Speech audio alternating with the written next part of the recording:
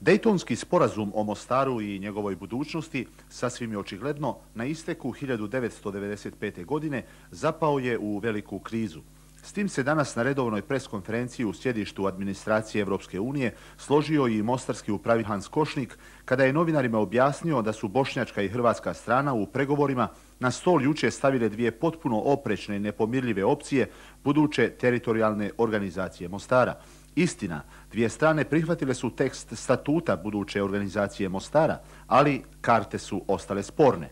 U potpunoj je opreci zapravo suštinsko pitanje da li će karte budućih 6 opština biti u funkciji integracije, odnosno ponovne obnove cjelovitosti Mostara, ili će biti samo žalostan uvod u definitivnu političku i nacionalnu podjelu grada i dva naroda, a zatim i definitivan etnički rascjep unutar Federacije Bošnjaka i Hrvata.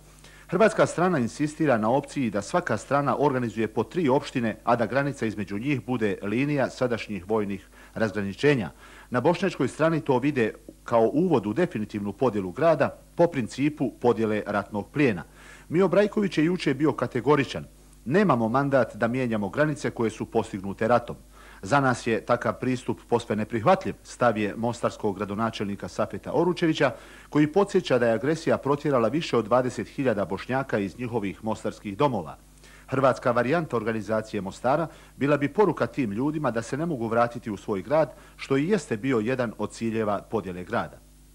Insistiranje na takvoj varijanti, smatraju Bošnjaci, vodilo bi u definitivnu etničku podjelu unutar Federacije Bošnjaka i Hrvata, što bi opet vodilo rušenju sporazuma iz Dejtona i rušenju Federacije u cjelini.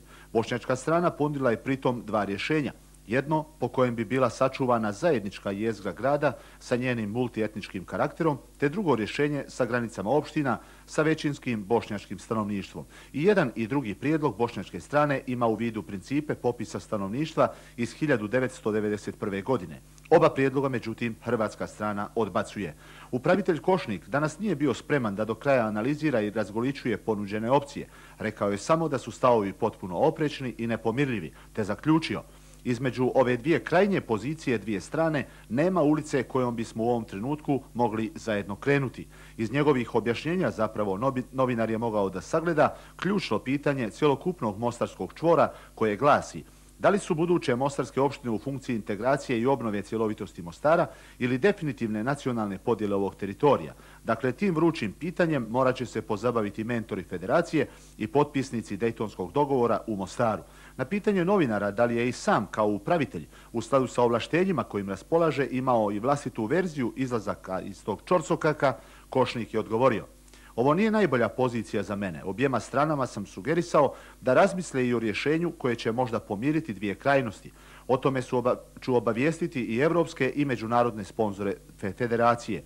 Govorio sam o mogućnosti da se organizuje posebna gradska jedinica u kojoj bi bile smještene administracije 4 buduća federalna ministarstva, zatim organi i funkcije kantonalnih i centralnih gradskih vlasti, a da se 6 opština naslanja na to centralno jezgro, kaže Košnik, koji pritome podsjeća na rješenja iz SAD i drugih zemalja.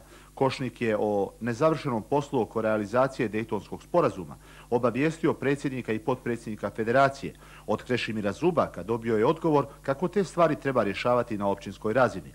Mostar jeste grad Mostaraca i zajednički pronaći odgovore na sva pitanja, slaže se i Hans Košnik, ali podsjeća da je Mostar važan stup Federacije. A Federacija je opet neophodna za organizaciju Republike BiH. Otuda je zaključak jasan. I Mostaru treba pomoći da pronađe sam sebe i pomogne zajedničkim ciljevima u Bosni i Hercegovini.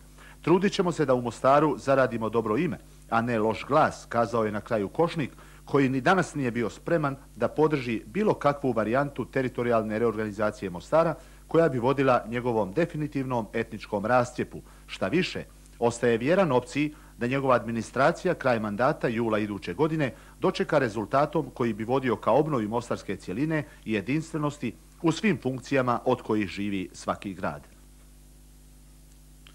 Upravitelj Hans Košnik danas se osvrnuo i na krajnje neprijatnu i besprizornu pucnjavu na Badnjak i Božić u gradu.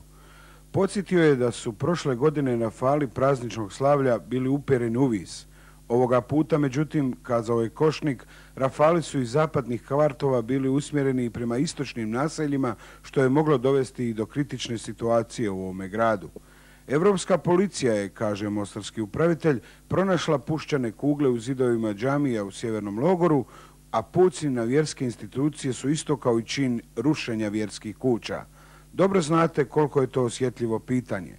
Hans Košnik je također kazao da je bilo razbijenih prozora od puščanih metaka i drugih vrsta oštećenja u toj besanoj noći u kojoj su mnogi bili krajne uznemireni.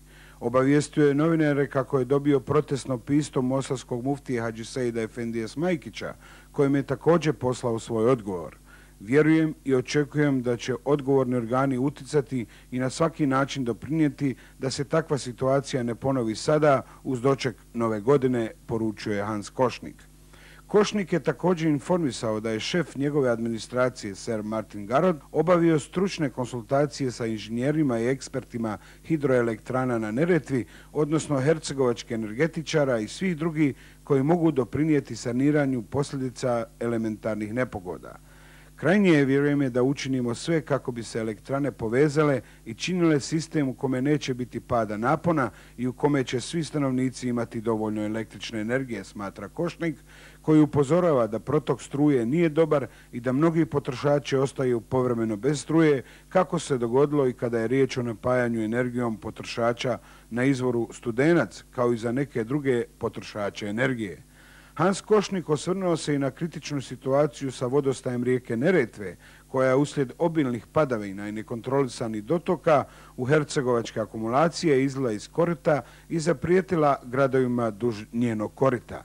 Neretva je nosila 50% više vode od svih procjena i očekivanja, odnosno umjesto očekivanih 11 miliona kilovat-časova akumulirane energije, imali smo svih 16 miliona kilovat-časova energije. Košnik je rekao da je u saradnji sa dvije administracije Europska uprava organizovala zajednički križni štab i dežurala cijele kritične pretprošle noći, dok se stanje sa vodostajem nije poboljšalo. Voda u jezeru sada je za 1,5 metar niža i situacija pod kontrolom, a činimo sve da se snime i saniraju štete, za što ćemo tražiti dodatne izvore novca, obavijestio je na kraju preskonferencije Hans Košnik.